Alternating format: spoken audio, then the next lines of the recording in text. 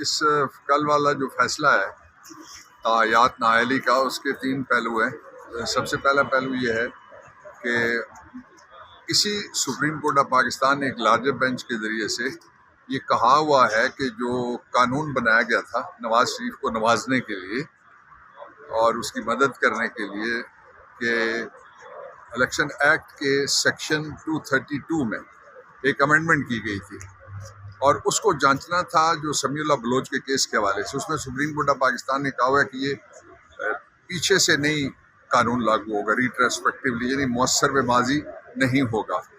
اب یہ جو ججمنٹ آئی ہے، اس کے نتیجے میں نواز شریف کا کیس چونکہ پہلے سے ڈیسائیڈڈ ہے، اس لیے یہ اس ججمنٹ کی بجائے اس ججمنٹ میں فال کرتا ہے جس ججمنٹ کے ذریعے سے کہا گیا تھا کہ مؤثر به ماضی یہ قانون نہیں لاگو ہوگا۔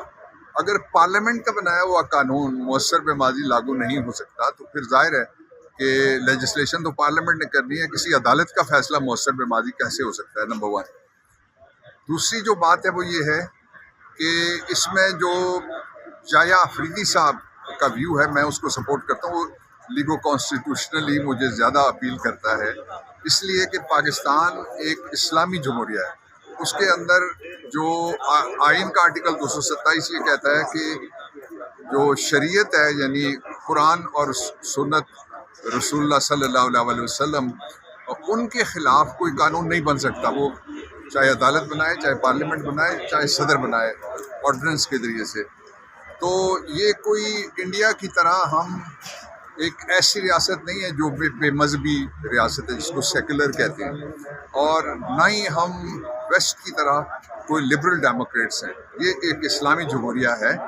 یہ بیسک سٹرکچر ہے کانسٹیٹیوشن کا، جو وہ آئین کے آرٹیکل 2A میں بھی لکھا ہوا ہے اور پریمبل میں بھی لکھا ہوا ہے۔ یہ ججمنٹ کہ جس نے چوری کی تھی اس کو معاف کر دیا جائے اور اس کی نااہلی کی انٹرپریٹیشن، میرا نقطہ نظر یہ ہے کہ یہ بیسک فنڈامنٹل سٹرکچر ہے جو کانسٹیٹیوشن کا اسلامک، یہ اس کے مطابق نہیں ہے بلکہ اس کے صریح خلاف جائے گی۔ اب ڈیٹیل ججمنٹ آئے گی تو اس کو ہم دیکھیں گے، لیکن ابھی تک جو فیصلہ آیا ہے اس کے مطابق یہ ٹیلر میڈ قانون تھا، یعنی درزی سے ناپ لے کے سلوایا گیا تھا۔ ایک شیروانی بنائی گئی تھی نواز شریف کو، جس کو فٹ کرنے کے لیے قانون بنایا گیا تھا الیکشن ایکٹ کا، جو میں نے آپ کو بتایا سیکشن 227۔ اور دوسرا ساتھ ہی میں یہ بھی بات کہنا چاہتا ہوں کہ جو پٹیشنر جس کو کہتے ہیں نا، وہ ہوتا ہے سوالی، اس کا وہ ہوتا ہے فریادی، اس کا کام ہے فریاد کرنا۔ تو اس وقت جتنے بھی پاکستان تحریک انصاف سمیت جو ان کے امیدواروں سمیت اور عوام سمیت جو فریادی ہیں، وہ عدالت کے علاوہ کوئی ان کے پاس دوسری ریمیڈی اویلیبل نہیں رہی، اس لیے کہ جو حکومت آئی ہوئی ہے 5 جگہ پہ، یہ الیکشن کرانے کے لیے بنائی گئی تھی، لیکن ان کا کام الیکشن رکوانے کا والا وہ کر رہی ہیں۔ وہ الیکشن کرانے کی بجائے الیکشن رکوانے کا کام کر رہی ہیں۔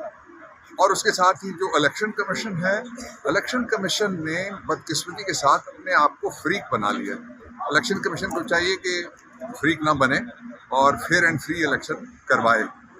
پاکستان تحریک انصاف کی پہلی کامیابی یہ ہے کہ ہم پاکستان پورے کے سارے حلقے جتنے ہر جگہ ہمارے امیدوار اللہ کی مہربانی سے موجود ہیں، اور پاکستان تحریک انصاف یہ سارے آڈز عبور کر کے الیکشن لڑے گی بھی اور جیتے گی۔